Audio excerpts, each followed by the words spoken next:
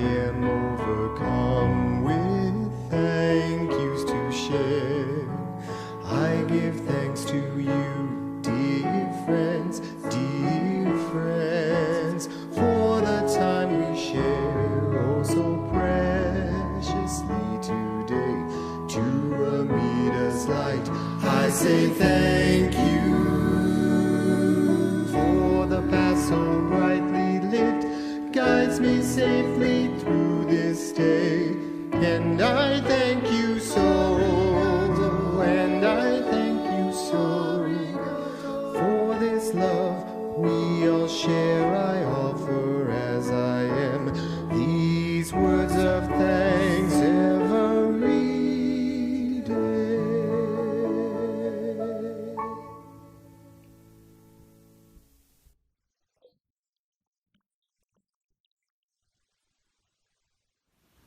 Please join me in Gasho, the golden chain. I am a link in the Buddha's golden chain of love that stretches around the world. I must keep my link bright and strong. I will try to be kind and gentle to every living thing and protect all who are weaker than myself. I will try to think pure and beautiful thoughts, to say pure and beautiful words, and to do pure and beautiful deeds, knowing that on what I do now depends not only my happiness or unhappiness, but also that of others. May every link in the Buddha's golden chain of love become bright and strong, and may we all attain perfect peace. Namo Amida Butsu, Namo Amida Butsu, Namo Amida Butsu. Good morning, everybody. Thank you so much for attending our service here at Berkeley Buddhist Temple today. We are now going to move into our annual Interfaith Panel. I'm really happy to welcome all of our panelists here today who will be offering perspectives from different traditions, including Islam, Jain, Vajrayana Buddhism, Judaism, and we had a speaker scheduled to offer a Christian perspective, but I'm sorry we are not in touch with each other at this moment. There may be a technical thing, so we'll see what happens, and hopefully we'll be able to feature all of the panelists we invited here today, because I know that they may have also mentioned it to their congregations. So thank you all for coming. The topic of today's panel is disease and disability. How can our religions help us cope? And as I said, we'll be going around and having each panelist offer their perspective. And then we'll follow this at the end with maybe a few questions. So if you're following us on YouTube right now, feel free to enter any questions you have in the chat, and we'll try to address them to a speaker after the panel. If you could mention maybe which speaker you're interested in hearing an answer from, then I can sort of direct the question that way. And then for our speakers, we appreciate what you have to offer here today. We know that everyone will be respectful and kind to each other, and also make comments that are respectful of an individual's race, class, ability, sex, gender, and religious background during this discussion. So thank you again for being here. I'm just going to jump right into it with our first panelist, who is Dr. Zachary Markwith, who will be offering a perspective from Islam today. Zachary is Education Director at Islamic Networks Group. He received his PhD in Islamic Studies from the Graduate Theological Union here in Berkeley, California. He's the author of One God, Many Prophets, The Universal Wisdom of Islam, and the forthcoming book, And When I Love Him, the Hadith al-Nawafil, and the Formation of Sufism. Sorry on my pronunciation there, which is coming out next year. So we all look forward to that. I will turn it over to you now, Zachary. Thank you so much, John, and thank you to the Berkeley Buddhist Temple for inviting me to speak with you all today. It's a pleasure to be here. I'll jump right in. In the Islamic tradition, illness is generally viewed as a mercy and a blessing, in that it provides an opportunity to reflect and renew our faith and strengthen our relationship with God through an enhanced recognition that our health is in God's hands. Additionally, disease and sickness are viewed by some Muslims as a source of purification from their sins, for which they will be rewarded if they are patient. Tribulations such as the pandemic can be viewed as a reminder to people of faith because they pull back the veil from our ephemeral reality and enable us to see the true nature of the world. This realization enables the believer to be patient with what God sends. There's a prophetic saying which emphasizes the acceptance that a believer exhibits in the face of difficulty, which is a true test of faith. Wondrous is the affair of the believer, for there is good for him or her in every matter, and this is not the case except for the believer. If he or she is happy, he thanks God, and thus there is good for him. If he or she is harmed, he or she shows patience, and thus there is good for them. Disease and disability are also an opportunity to renew our faith and to increase and strengthen our devotion and worship, and even to repent to God and turn over a new leaf if that is what is needed. For all of us, the pandemic offers an opportunity to reflect and reset our priorities, to consider where we are in our lives and if we need to do things differently. In our modern world, it's also an opportunity to recognize that despite all of our technological and scientific advancements, we are still completely vulnerable as human beings. We can send people to the moon, but a virus has disrupted the entire world for nearly 2 years. Across the world, humanity is being forced to reflect, reevaluate, and press the reset button. As both physical and spiritual beings, we need to address both aspects of our nature to stay healthy and to better cope with any challenge for the good of ourselves, our families, and our communities. As Muslims, challenges such as disease and disability are a reminder that we need to support ourselves spiritually by increasing our reliance on God, which, as both the Quran and Hadith repeatedly remind us, is one of the best protections in times of tribulation. The Muslim holy book, the Quran, tells us repeatedly that nothing will harm us except what God has decreed for us, and that He is the best disposer of our affairs. This gives us the certainty and faith that prevents us from fear, anxiety, panic, and grief. As believers, we need to inspire others to the same and to be the calm in a storm. The Quran also tells us, we will surely test you with something of fear and hunger and a loss of wealth and a loss of lives and fruits, but give good tidings to the patient. There is a prophetic saying that if God intends good for someone, He inflicts them with trials. These are reminders that times of difficulty are a part of life's tests and opportunities to rise above them by strengthening one's faith. In return, God has promised to respond to those who call on Him.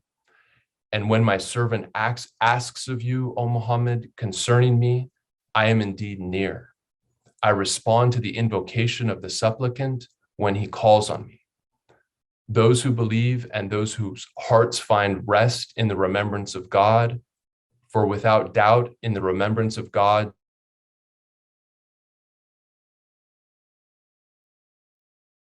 for Muslims, there are various actions we can do to strengthen ourselves spiritually, to fortify ourselves in times of difficulty.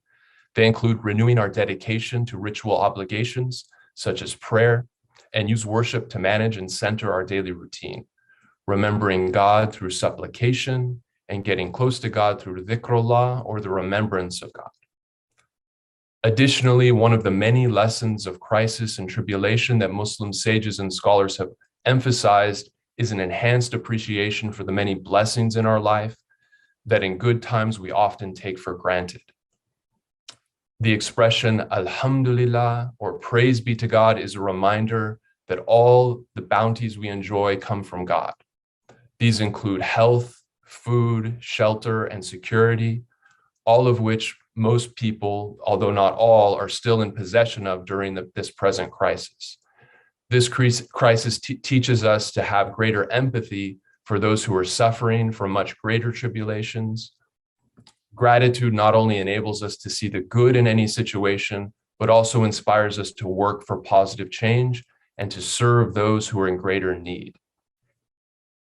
This pandemic reminds us of all of our own great privilege and the need for greater empathy, concern, and support for those in worse straits. This pandemic is unprecedented in modern history as a tribulation that impacts everyone on earth. We need to remind ourselves of the importance of kindness, compassion, charity, and service. For as a famous prophetic saying says, the merciful bestows mercy upon those who are merciful. Therefore, show mercy to those on earth, and the one in heaven will show mercy upon you. Moreover, Muslims, like people of other faiths, are at the front lines of the pandemic, serving as doctors, nurses, and caretakers. In fact, a Turkish Muslim couple, Uzlem Toreci and Ur Şahin, developed the first coronavirus vaccine with their company BioNTech and Pfizer. Thus, our faith also teaches us to be proactive in the face of disease and disability, to use our knowledge and other means to care for one another. I'll also say that experienced chaplains and scholars from the Muslim faith are aware that people are experiencing disease and disability from very different locations. So it's important to reach out to each other from where we each all are at. Thus, if someone is a Buddhist, a Christian, an agnostic, an atheist, for example, it's not good etiquette to impose our value system on others, but rather to meet them where they're at and to see what care we can offer. Thank you so much for inviting me to speak. It's a pleasure to be here with you all, and I look forward to learning from the other panelists. All right, thank you so much. Really appreciate your thoughts here. And with that, we will turn to our next panelist, Girish Shah, who will be speaking from a perspective of Jainism. And that works because you are a Jain lay leader and practicing Jain, and currently chairman of the board of the Jain Center of Northern California and chairman of the board of the Silicon Valley Interreligious Council, community volunteer for the last 40 years, co-founder of the Jain Center, South Asian Heart Center, and a frequent speaker at interfaith gatherings, including the last 4 parliaments of world religions. So we appreciate you adding our interfaith panel to your mix. Thank you very much. Thank you. Namaste.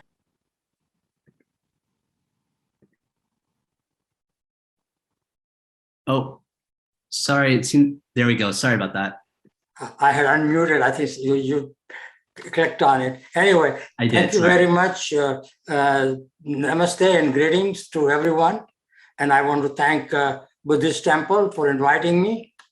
I will start by saying, because many people don't know Jainism, and I quote from His Holiness Dalai Lama in his book on kinship of faiths. He writes, Jainism, semicolon, a sibling of Buddhism. So Jainism and Buddhism came out of an old tradition called Sramana, traditions of India.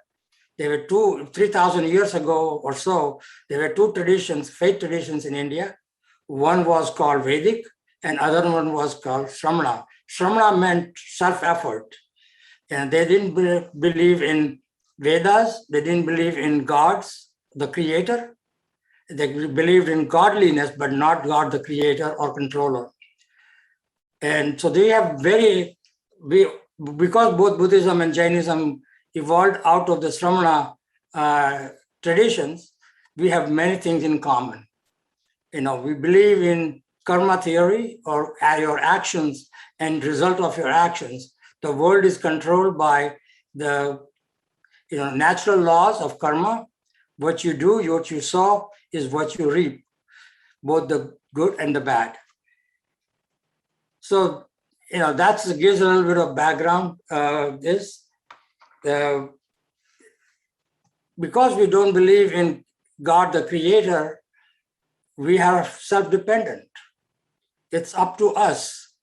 We have to make the efforts. We have to do the good karmas and good acts so that we can have a better future tomorrow. And it can be because we believe in reincarnations and life goes through. One difference between Buddhism and Jainism is Jainism believes there is a soul, each individual has it, and that continues on and lives forever. Everything in the universe is eternal. Nothing gets destroyed, nothing gets created, it just changes the forms. And by, the soul is continue to evolve, which means that we also believe that there is always a hope for redeeming yourself. Even the worst of the worst act in a lifetime could be redeemed in the next lifetime or could be redeemed in the same lifetime. And this is how we look at, because it's all about, it's not fixed. It is not something predetermined. It depends upon your actions and what you do, particularly with disease and disability. You have to take it that it is a result of your karma in the past.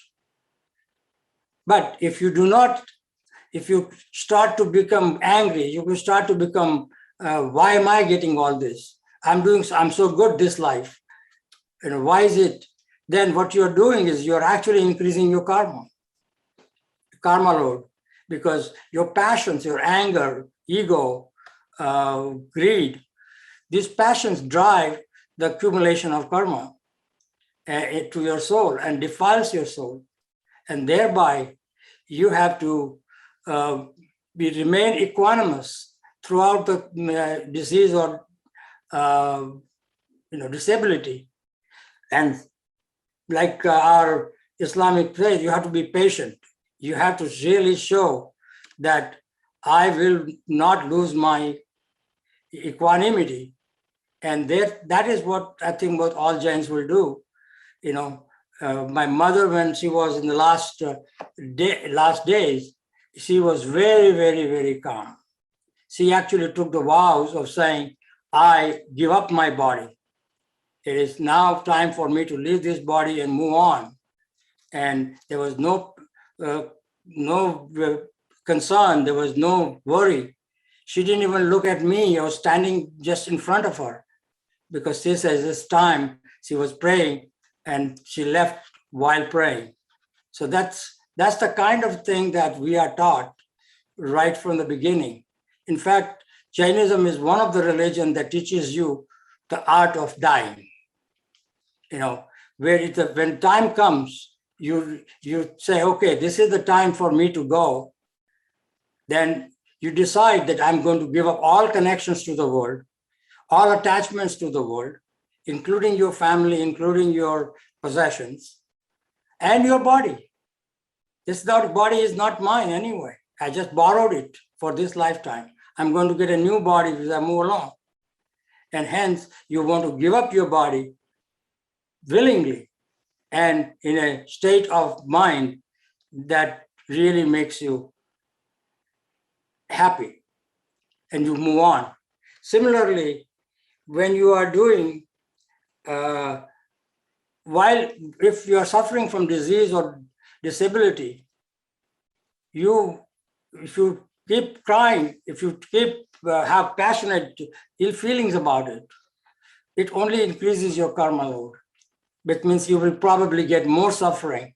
By being equanimity, you will actually reduce intensity of that result, the fruition of karma. And by reducing the intensity, you may be able to, move on very easily. But the same token, it's not just you alone. We believe in parasporopagraho jivanam, which means the souls serve each other, and souls are interdependent upon each other. We believe there are souls in everything that is living, including plants and insects, and they're all the same. You will take birth into the human, to the animal, to the insect, back to the human, back to infinite cycle of birth and death. By remembering that you are going through the cycles and you will be able to improve upon yourself going forward. But that Paraspara Pragraho Jivanam teaches us that we have to help someone. Ahimsa or non-violence is our primary tenet. And in non-violence, it is not just physical violence, it's mental violence. Because when you think bad in your mind, you are hurting yourself because you are increasing your own karma. You're not affecting anybody, you're just thinking angry. But that thinking angry affects you. And hence, in Paraspara Pragraho Jivanam, we want to help each other. And we continue to help each other. So in pandemic, of course, we have doctors, we have all kinds of professions that they're helping. And back in India, because the pandemic has taken a big toll there, our own institutions, religious institutions, opened up their facilities to become COVID treatment centers, or COVID centers, so that we provide the service like my friend from Islam, because I work with ING, as an interreligious council, that we all are the same. We are humans. We may believe different things, but respecting each other is very important. Anekantvad, or respect for multiplicity of the viewpoint, pluralism is very much ingrained in both Buddhism, Jainism, Hinduism in India, because in India, 3,000 years ago, they used to talk. They used to debate. There was always a debate going on between different faith leaders. And that always had impressions on each other. They borrowed from each other. And that's why you see we have a lot of similarities between Buddhism and Jainism. In fact, Buddhist canons talk about Jainism.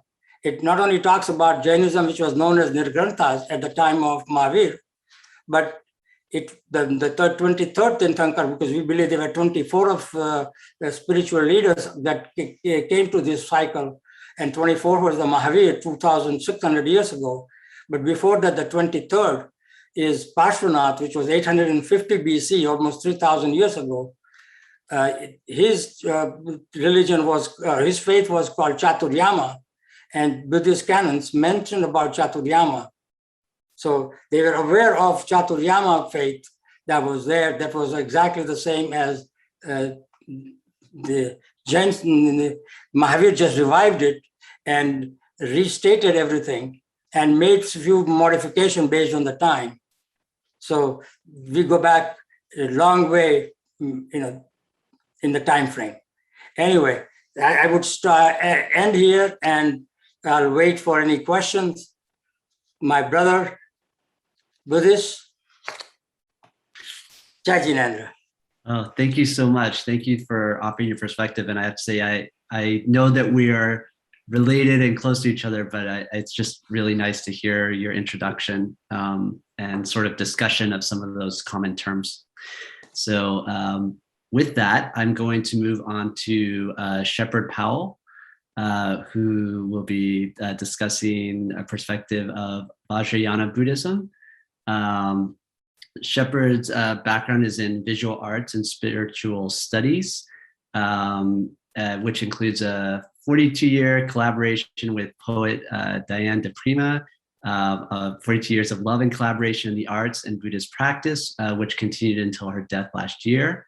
In the late 80s, Shepherd began his work as an energy healer, which continues until today. So with that, I'll turn it over to Shepherd for your offering to this panel.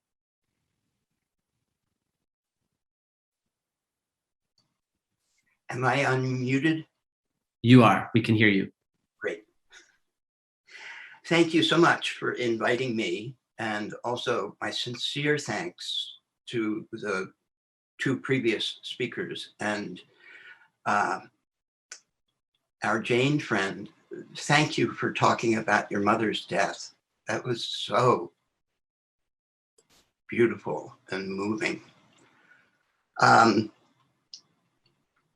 I'm not much of a scholar, so I'm going to talk from the my own experience. Although I am a Vajrayana Buddhist, all forms of Buddhism come from the Buddha, Shakyamuni. And his earliest teachings were on suffering, and particularly the sufferings of birth, sickness, old age, and death. And as both a healer and also someone who has been blessed by encounters with illness in my life. For instance, I became very ill in 2010, and it turned out my kidneys were no longer functioning. However, through the kindness of a friend in the Sangha, I now have one of her kidneys. But all of my own encounters with illness and suffering have helped me to work with others. And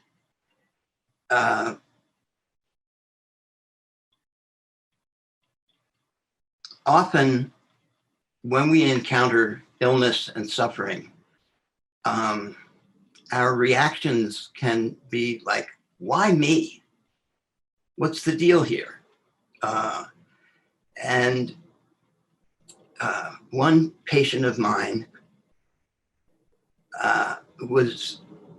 she expressed that, and then she went, the next time I saw her, she said, you know, it's just my turn, which I thought was a lovely understanding. And we went on to talk about karma.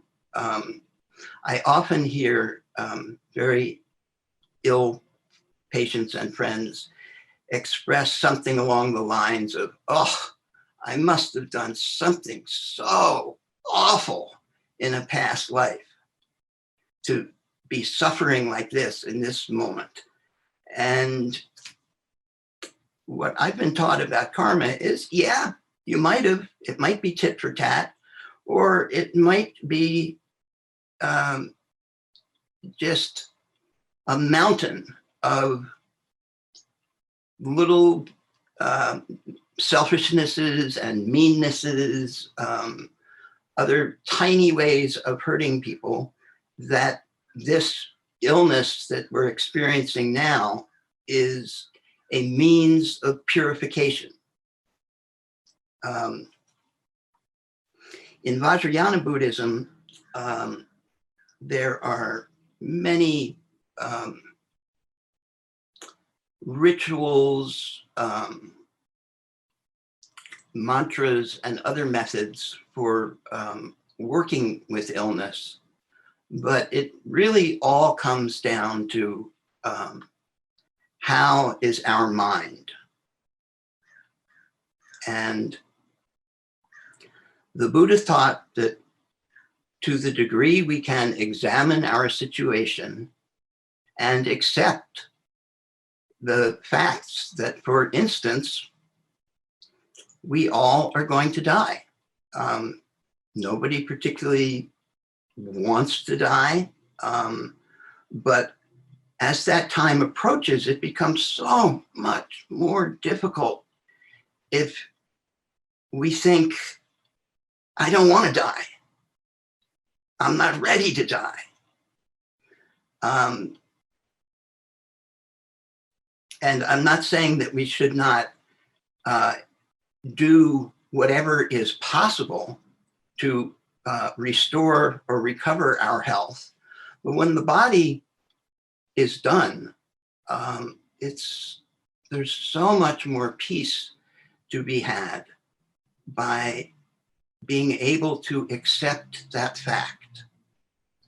And having engaged in contemplation of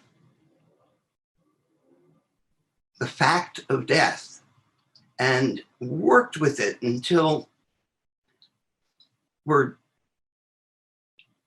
instance, I aspire to reach the place where I am completely comfortable with that. If I were to say, oh, I'm ready, I would be, I'd be lying. My partner in this life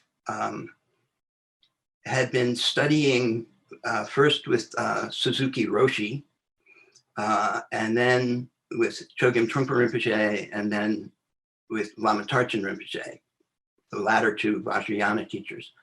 And she really worked at making friends with death. And she thought that she had done okay. Her teachers told her she had not done okay, that she was kind of ready. Not that she had reached that stage, but that she was mentally prepared. Then one day she was leaving to go on a 10-day reading tour, and she was packed. The cab was down on the street, and she found herself getting back into bed with me just to feel the warmth of our bodies together and not wanting to leave. And she got downstairs, she's in the cab, and she went, "You're not ready. Look at what you just did. You have to address this, girl." And her being her, and poetry being her path, she proceeded to write 10 death poems a day. The plan was, I'm going to write 10 of these a day for a year. Well, sometimes it would be closer to 50 or 60 a day. I should mention these are all short death poems in the Japanese tradition. And she ended up writing close to 10,000 of these.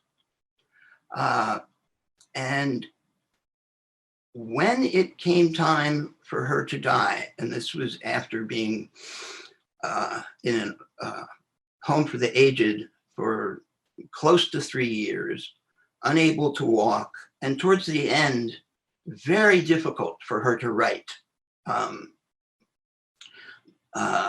But she would use a stylus on her phone to write. It was arthritis in her hands. And her teachers had told her when about 8-10 years before she died, she'd had ill health for a very long time, that she said, "Can I let go now?" And Lama Tarchen Rinpoche said to her, "No, you can't. I'm sorry. If you need to stay in this life for as long as you can be helpful, even to one person." And so she stayed. And even during those years when she was in the Jewish home for the aged, people would come to her and just to hang out, but usually hanging out with Diane meant talking about what's up for you. And finally, this past fall, 2020, her body was, she had 2 hospitalizations, and the docs there at San Francisco General were so great. And they said, "We could keep you alive." And she said, "No, I don't want to be kept alive. If I can't be alive without extensive interventions, I'm ready to go." And I was with her when she died, and I did a practice called POA, which in Vajrayana, we do this to help people through the intermediate state between death and rebirth, called Vardo. And I've done this many times. we were also taught to be able to do it for herself. But I had no idea of her situation because she appeared to be in a coma for 3 days. But when I did the POA after she had died, she was already gone. I'd never seen that before. And when I asked one of our teachers about it, he said, yes, I did POA for her too. And she was already gone. I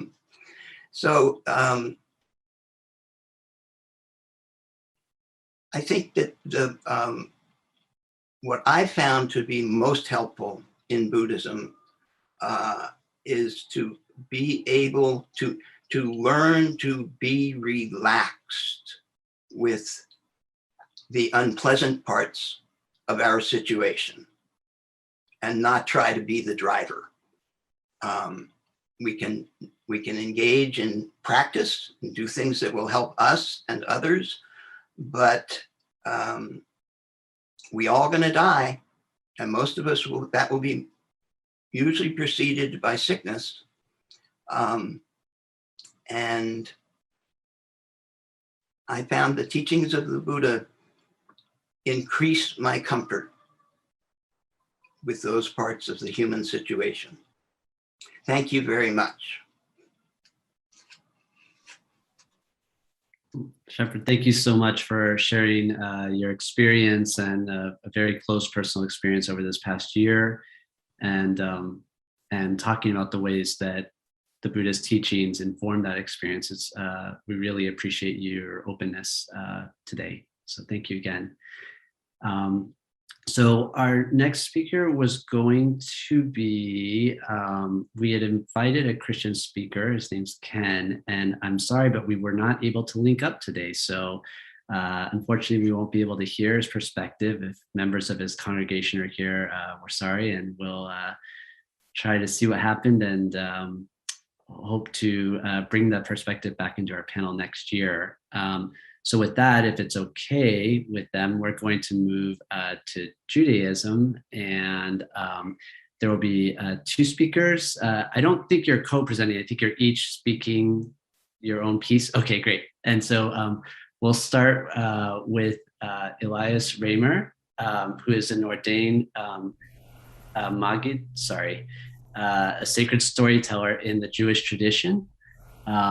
Elias, under the name Andrew Ramer, is the author of several books, including Querying the Text, Torah Told Different, and Angel Answers, active in the First Mennonite Church of San Francisco and in a Buddhist Eco-Sattva group.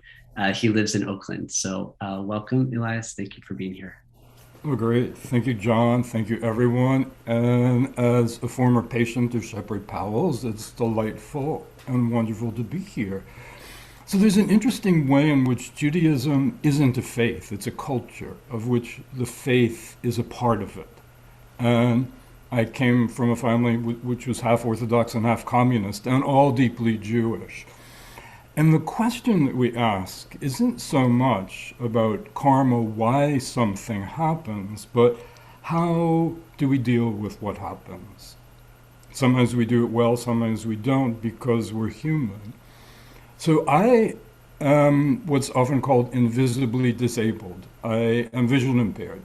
I cannot see, I'm not blind.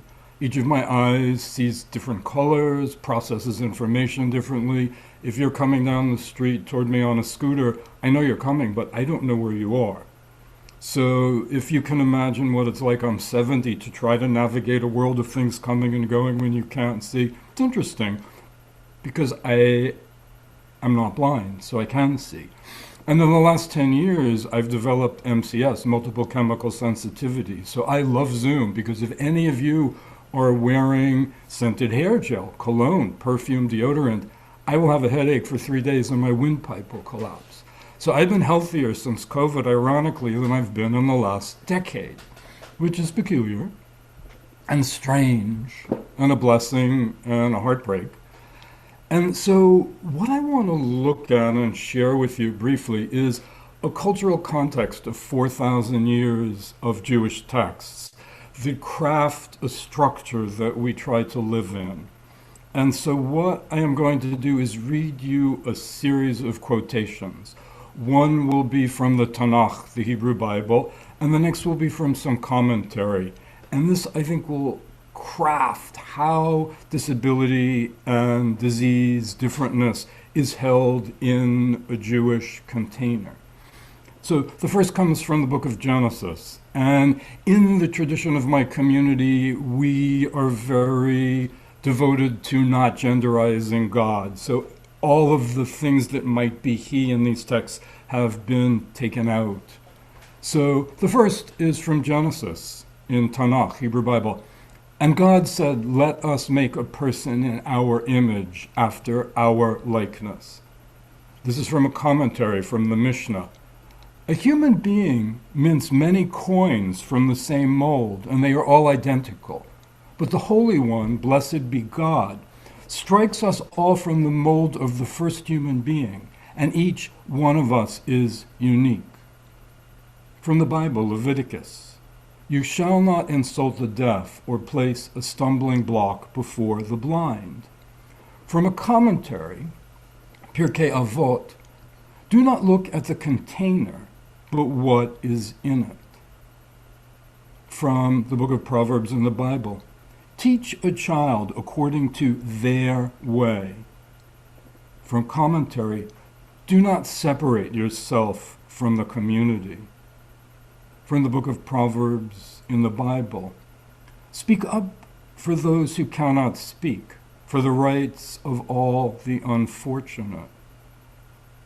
From Maimonides, the medieval commentator, "Every member of the people of Israel is obligated to study Torah, whether one is rich or poor, physically able or with physical disability." And then finally, from the prophet Isaiah in the Bible, "For my house shall be a house of prayer for all people." So this is the Jewish container in which we try to hold the topic for this conversation today. And I am now going to turn over my time to my friend, Danny Cogmer.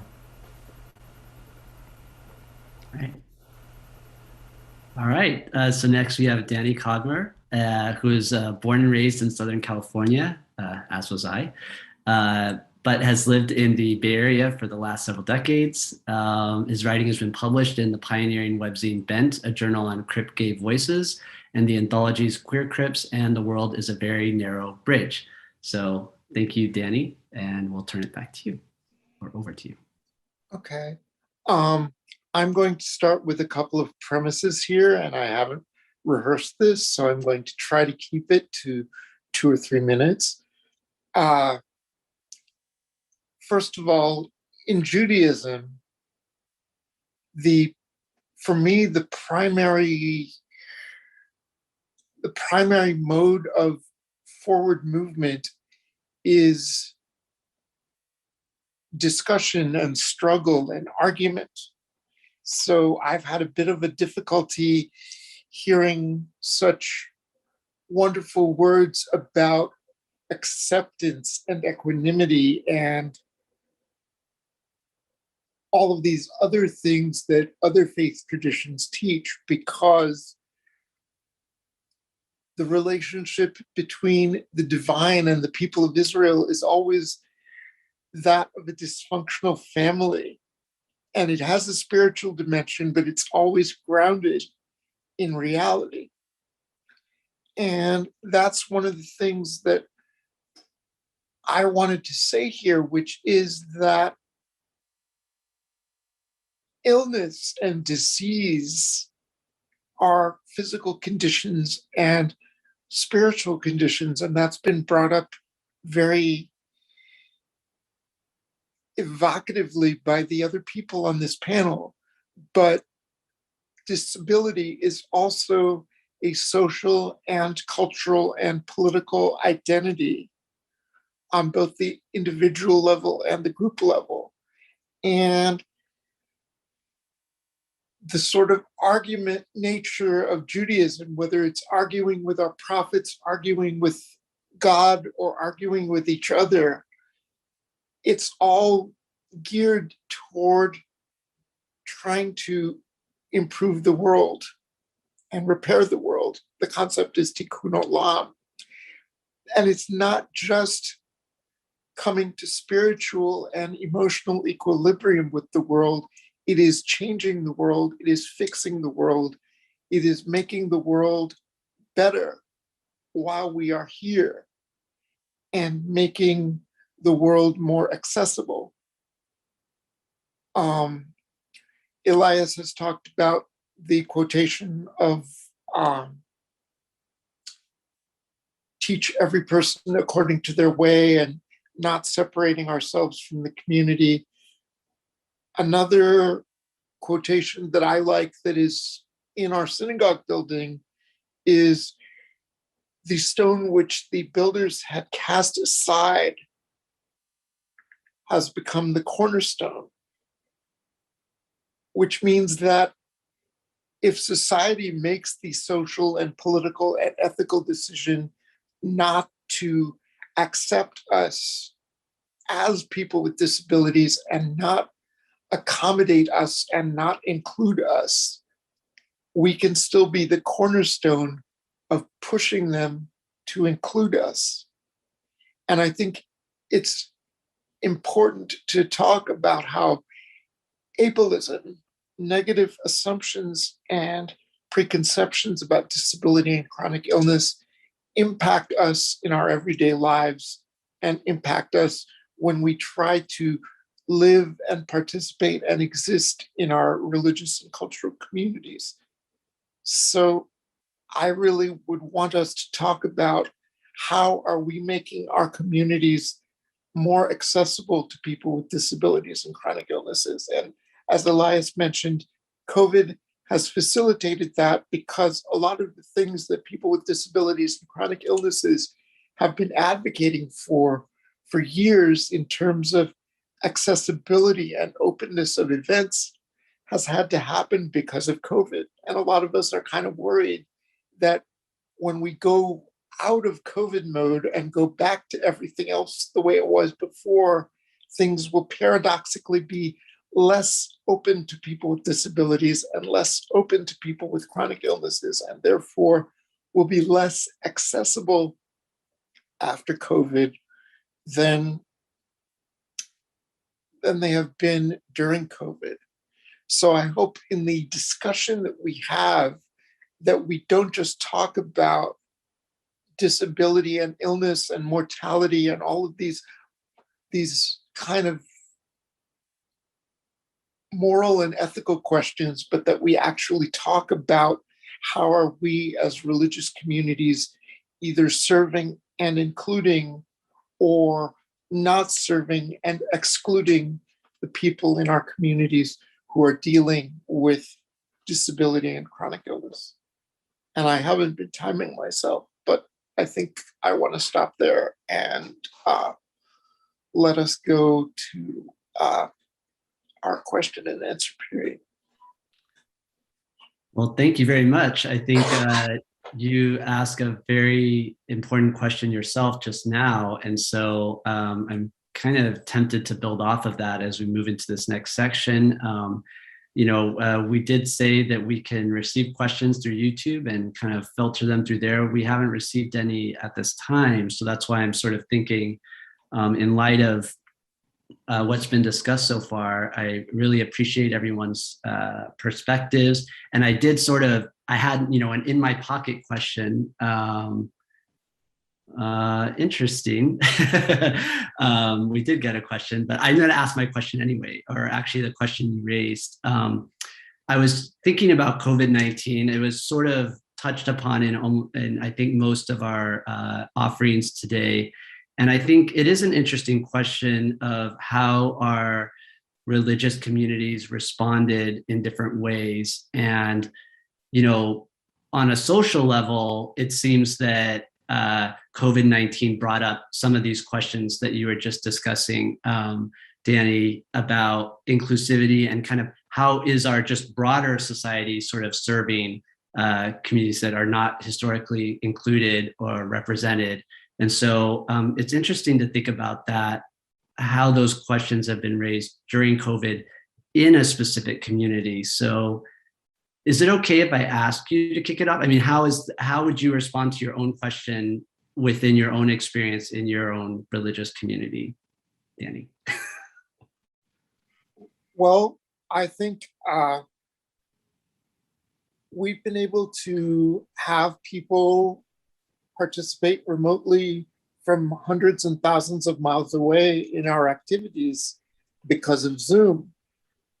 And Zoom has also allowed people to participate if they wouldn't necessarily be able to go to our congregational physical space. So I think COVID's been a net plus in a lot of ways, but I think a lot of people who aren't accustomed to the disabled or chronically ill way of being in the world are very eager to get back to the sort of able-bodied norm, and they don't realize that in going back to the able-bodied norm, they may be re-erecting structures of inaccessibility that will have an impact on us. Because one of the things about exclusion is if somebody's not in the room, either if someone's physically not in the room, or if somebody is not in a space where they feel safe disclosing who they are and what they need in any aspect of their identity, if the safe space isn't there, or if the people are not there physically in the room, you don't know who's not there. You can only deal with the people who are there. You don't know who's not there. And I mean, so I think if we keep excluding people, things can end up being very, very circular and very self-referential and very self-congratulatory and very much, oh, we're doing fine, because we are seeing who's in the room and we're not seeing who's not there. Right. I mean, I've loved this panel, but the fact that this panel presents, at least, I don't want to assume anything about anybody's identity, but that this panel presents as an all-male panel, right, is something that, you know, again, this has been a wonderful exploration, but are we talking about who's here and who's not here? Right. And the other thing is that ableism has caused people in COVID to make all kinds of decisions about rationing healthcare. There was that horrible thing that happened in Houston where an African-American man who was already quadriplegic, he got COVID, and because resources were scarce and because the able-bodied doctors in that hospital in Houston made the decision that based on his disability, even if he recovered from COVID, he wouldn't have very much of a life worth living, because who wants to live as a quadriplegic? He was left to die. And that's, you can talk about all the moral things about redemptive suffering and things like that. But if ableism and prejudice and not understanding what valuable disabled life and valuable disabled existence can be, if you're not acknowledging that, then all the spiritual talk is not really all that helpful necessarily. Right. Right. Yeah, it's interesting. I mean, so the question for even this was sort of, how do we cope with these things? And I think coping is one thing, but you know, I would be surprised if people don't recognize that there is this kind of push toward, when do we get to go back to how things were? When do we get to go back to how things were after COVID? And I think you raised some important questions about, well, what do we want to go back to how things were, and how do we move actually forward with the learnings that we're taking from this experience? And so that raises a lot of questions. I think it has within our Sangha. I think I appreciate hearing how it's come up for you. I just, as we move on, it is interesting to note that kind of eagerness and what that eagerness kind of excludes in terms of experience. So thank you very much. We do have a question that came in through YouTube. It's a bit of a charged question, but we'll see how we think about it. So you might see it here in the Zoom. The question from Stephen is there an idea of redemptive suffering in each particular path of faith? And while we're coming up on the end, I'm sorry, I can't go through everybody's perspective on redemptive suffering. Could I ask if that term sparks something for anyone here that they would like to speak to from their perspective? Could you define it? I cannot define it. I'm not sure how I feel about it personally. If Stephen wants to give any more context to this idea of redemptive suffering, we'll take it.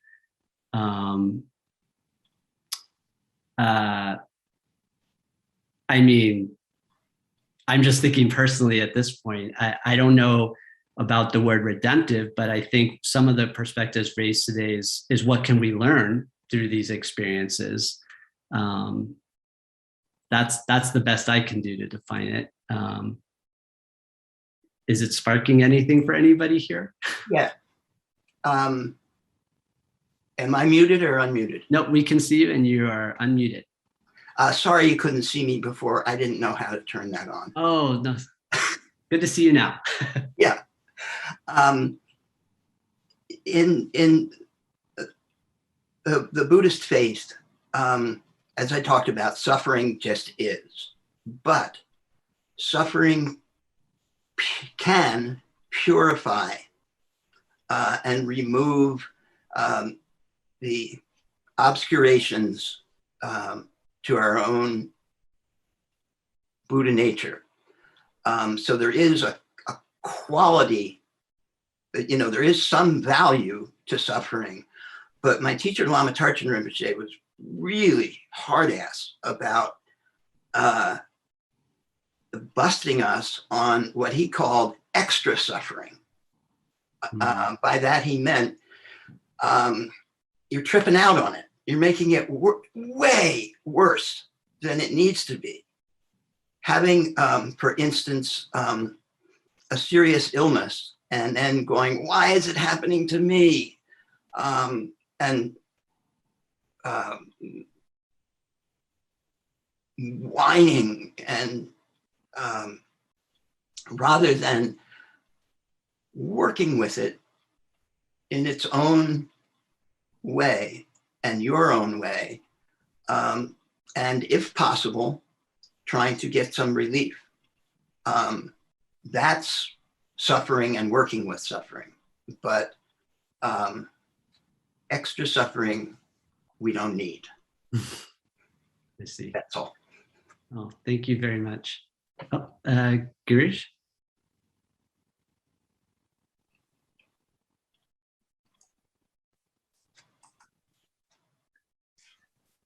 What I was just Googling up redemptive suffering. Okay.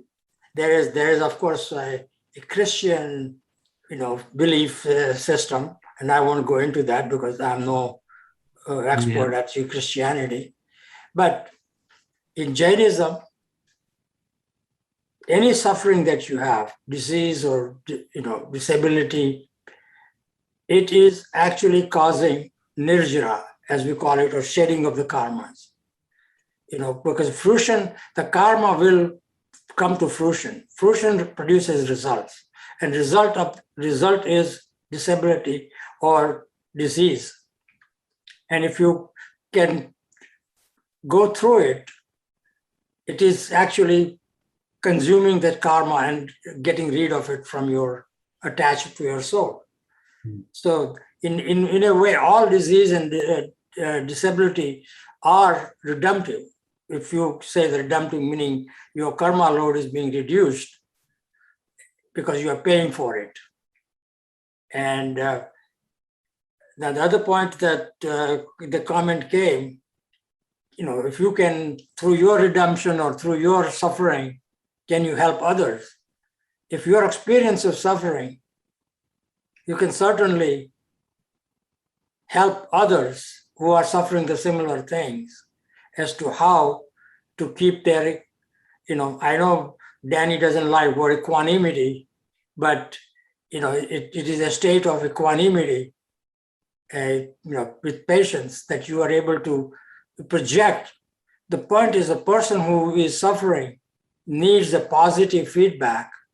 And if you can give a positive feedback that you are not being disturbed because of the suffering, then that has a positive impact on the person who is suffering. Because they are, in belief of Jainism, you are actually shedding your karma. It has come to its final fruition, and it is going to shed away from your soul. So that is good because you are now reducing the karma load. But the practical aspect of it is you can feel somebody positive about it. And positive thinking does a lot of good things. Like, you teach mindfulness, that's where you can say, I'm living in the present and not living in the past and not living in the future. Because past you can't do anything about, the future you can't do anything about. So why live in either of the two? Just live in present. And so that's my interpretation as to it's not something to do with God because we don't believe in God. It's something to do with no grace because we don't believe in grace. But it's something that you yourself can make yourself more pure. Right. No, thank you very much. I think if it's okay, I think we're going to need to wrap up, but I did want to raise a question, this question from a God perspective. Zachary, at the end of your talk, you mentioned the phrase, show mercy to get mercy. And I think that's related to the discussion we're having. So if I could ask you to maybe briefly expand on that, and then we'll go ahead and wrap up. Sure. So the primary way that the divine reality or presence is understood is, not as in Islam, is not as a person, but rather as these qualities of compassion and mercy. And it's understood that this divine compassion embraces all life, and so it's really the substance of existence. And it's understood that the prophets and messengers were messengers of mercy, of compassion, and especially for those who are suffering, who are not, who are outcasts, and then as people of faith, our work is to, in kind, also be to perhaps a more limited extent, servants of mercy, of compassion, through not only our theology but through our behavior, however imperfectly we might do that. So we recognize, not only Abrahamic teachings, but there's this sense in Islam that to every nation there's been a prophet of compassion and mercy. So there are many Muslims who accept the Buddha, for example, as a prophet. But I think sometimes the most we can do in these situations, especially if we haven't endured the affliction that someone else has, is to simply listen, to be there with them, to see if we can help with any minor needs, or major if we're capable. But to hear, as we have today from our, esteemed panelists, and I like to reach beyond Islam. I study, teachings of Thich Nhat Hanh, the Vietnamese Buddhist monk, and he's always very very careful and kind, and emphasizes this aspect of compassionate listening. And so I think that's a start for people who are suffering, for people with disease and disabilities. And I appreciate the message from Danny and others about how not to be ableist in our spaces, in our language. And I'll end with one point. There's one verse of the Quran where the prophet is gently reprimanded, we believe, by the divine. And in that reprimand, it was because he was having a conversation with a powerful Meccan aristocrat, trying to sort of convince him of the value of the teachings of Islam, of peace, etc. And he had a companion next to him who was blind and visually impaired, and he turned away from that companion to address the more powerful leader in order to convince him. So the idea is, he was doing two more or less good things, but he chose the worst of the two. And the divine reprimand is he should have listened to and paid attention to his blind companion. So, well, thank you. No, thank you so much. I really appreciate what everyone said today. I think what I appreciate personally is I do think we had several perspectives that sort of discussed, a personal relationship with this question, maybe kind of a religious or spiritual relationship with the question, and then the social implications of the question. So I'm sorry if anything I said sort of glided over any of these perspectives, but I really appreciate hearing them and the fact that we are able to start considering these questions. It's just a start, but I hope we'll take it back to our respective areas and keep thinking and talking from here on out. So with that, I'm going to go ahead and close this panel discussion. Thank you so much. And we will see you hopefully again in the future. With that, I will turn it back over to our Berkeley Buddhist Temple control team to end the service with some announcements.